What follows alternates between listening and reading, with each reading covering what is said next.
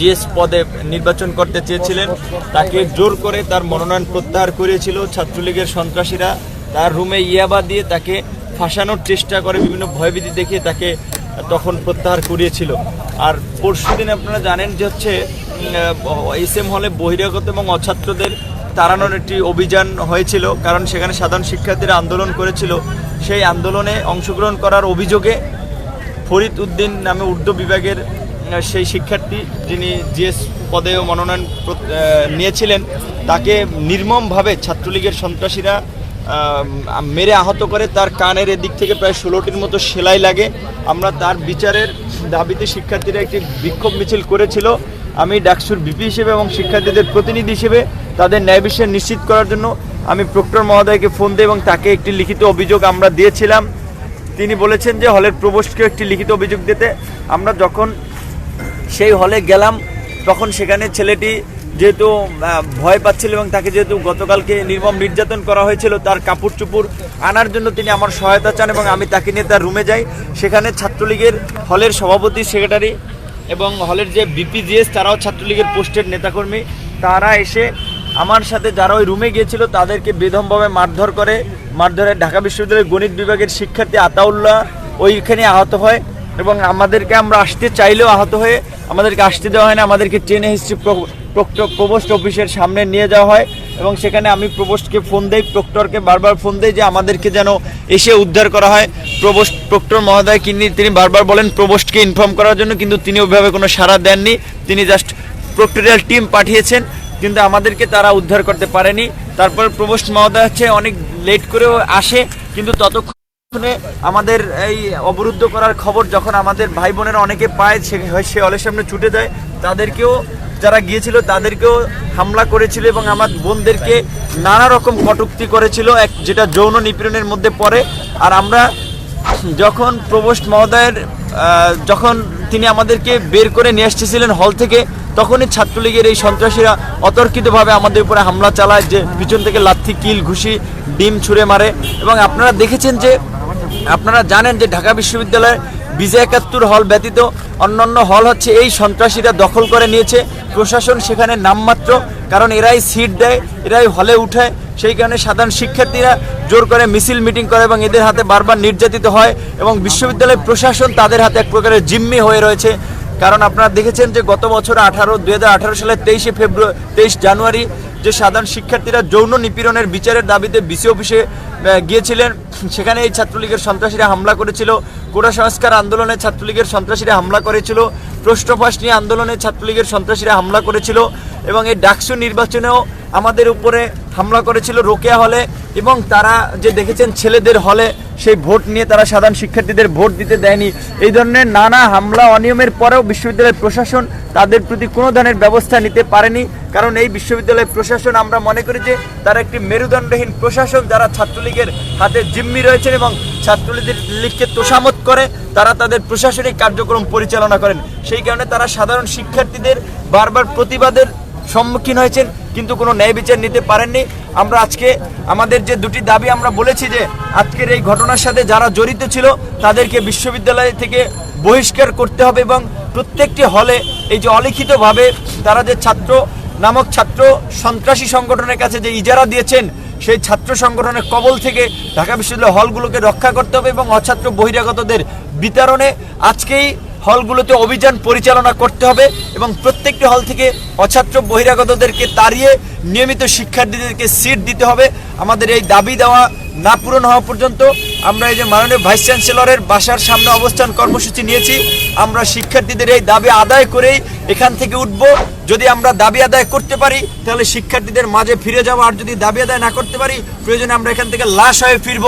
কিন্তু আমরা শিক্ষার্থীরা যে দীর্ঘদিন এই সন্ত্রাসী সংগঠনের হাতে জিম্মি হয়ে হলগুলোতে নির্যাতন নিপীড়নের শিকার হচ্ছে, জোর করে মিছিল মিটিং করাচ্ছে, শিক্ষার্থীদের উপর যখন তখন হামলা করতেছে, আমরা এর প্রতিকারের জন্য প্রয়োজনে নিজের শেষ বিন্দু দিয়ে হলেও আমরা এখান থেকে চেষ্টা করব।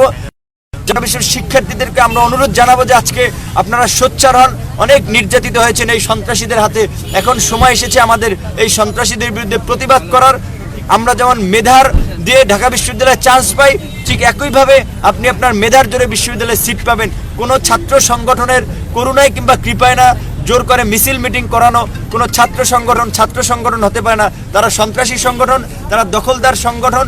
আমরা তাদের বিরুদ্ধে যথাযথ ব্যবস্থা চাই এবং শিক্ষার্থীদের সকল যৌক্তিক দাবি দেওয়ার বাস্তবায়ন চাই, যে তারা যে হলে মেধার ও প্রয়োজনের ভিত্তিতে সিট দেয়। এবং আজকের এই ঘটনায় আপনারা জানেন যে ছাত্র ফেডারেশনের সভাপতি উম্মে হাবিবা বেনজির, আমার বোন, তারা আমাকে হামলার খবর শুনে তারা সেখানে গিয়েছিলেন, ইমি গিয়েছিলেন, শামসুন্নাল হল বিপি, অরণ্য সীমন্তী খান যিনি আমার প্রতিদ্বন্দ্বী ছিলেন, বিপি পদে নির্বাচন করেছিলেন, তারা আমাদেরকে অবরুদ্ধ করে রাখার খবর শুনে সেখানে ছিলেন। তাদেরকেও মেয়ে মানুষ হয়েও তাদেরকে নানা রকম কটূক্তি করা হয়েছে, লাঞ্ছিত করা হয়েছে। ঢাকা বিশ্ববিদ্যালয়ে যদি এই অবস্থা হয় তাহলে বাংলাদেশ আমরা বলবো যে বিপথে পরিচালিত হবে। তাই আমরা এই নির্যাতন, হামলার ন্যায় বিচার চাই এবং অনিয়মিত অছাত্রদেরকে, বহিরাগতদের হল থেকে আজকের মধ্যে বিতরণ চাই। নিয়মিত শিক্ষার্থীদেরকে আবাসিক করে শিক্ষার্থীদেরকে হলে ওঠার ব্যবস্থা করতে হবে। আর এই দাবি দেওয়া না পূরণ হওয়া পর্যন্ত আমরা এইখানে ভিসি স্যারের বাসার সামনে অবস্থান কর্মসূচি নিয়েছি, আমরা থাকবো। আপনারা জানেন আমরা আজকে দুপুরে আমাদের একটি কর্মসূচি ছিল, সেই কর্মসূচিতে আমরা অংশগ্রহণ করেছিলাম একসাথে। এখানে আমরা যারা আছি আমাদের ভিপি সহ আমরা সবাই একসাথেই সেখানে কাল রাতে আমাদের যে বন্ধু ফরিদকে নির্মমভাবে মারা হয়েছিল তার কানের 32টা সেলাই লেগেছে। তো সেই প্রেক্ষিতে আমরা এরকম একটি নিপীড়নের বিরুদ্ধে দাঁড়িয়েছিলাম। আমরা ডাচু ভাস্কর্যে আমরা একত্রিত হয়ে সেখান থেকে একটি মিছিল নিয়ে প্রক্টরের কাছে গিয়েছিলাম। প্রক্টর আমরা দেখেছি যে তিনি ছিলেন না প্রক্টর অফিসে। আমরা অভিযোগপত্রটি দিয়ে এসেছি এবং তখন আমরা সিদ্ধান্ত নিই যে প্রক্টর বলেছিলেন যে এটা হলের অভ্যন্তরীণ ঘটনা, এটা প্রভোস্টকে তোমরা অভিযোগপত্র দাও। আমরা প্রভোস্টের কাছে অভিযোগপত্র দিতে গিয়েছি এবং অভিযোগপত্র দেওয়ার এক পর্যায়ে যখন আমাদের ফরিদকে নিয়ে নূর ভিপি তার ফরিদের রুমে যান এবং সেখানে যে আমরা যেই 5 জন আমরা নারী ছিলাম অংশগ্রহণকারী, তারা আমরা নিচে এসে বসি। তারা আমাদেরকে দেখে ছাত্রলীগের 60-70 জন জড়ো হন এবং তারা নানা ধরনের স্লোগান দিতে থাকেন, মৌখিকভাবে নানা ধরনের অশোভনীয় বাক্য আমাদের উদ্দেশ্যে তারা বাক্য বিনিময় করেন এবং আমরা তাও আমাদের যেহেতু বন্ধুরা ভিতরে রয়েছে আমরা তাদের জন্য ওখানে অপেক্ষা করছিলাম। অপেক্ষা করার এক পর্যায়ে নারীদের উপর যে নির্যাতন করা হয়েছে সেই দৃশ্যগুলো এবং আপনাদের উপর যে হামলা করা হয়েছে সেগুলো কি বলেন? ইমি যখন তা বলছিল যে তারা বলছিল যে বিভিন্ন ধরনের যে স্লোগান যখন দিয়েছিল তখন ইমি বলছিল কি সমস্যা আপনাদের, ঠিক এই কথা বলার পরেই আমাদের উপরে ডিম ছুঁড়ে মারা শুরু হয়। ডিম মারা শুরু করে এবং ডিম মারা শুরু করার পরে আমরা সবাই আবার হলের বাইরে এসে গেটে জড়ো হই যে আমরা প্রভোস্টের কাছে যাব, এই বিচারটা চাবো, কেন আমাদেরকে এখানে ডিম মারা হয়েছে, কেন আমাদের মৌখিকভাবে আমাদের উপর নিপীড়ন করা হয়েছে। তখন আমরা যখন সবাই ওখানে একত্রিত হয়েছিলাম অন্যদিকে শুনছি যে নূর সেখানে অবরুদ্ধ, আক্তার সমাজসেবা সম্পাদক সেখানে অবরুদ্ধ।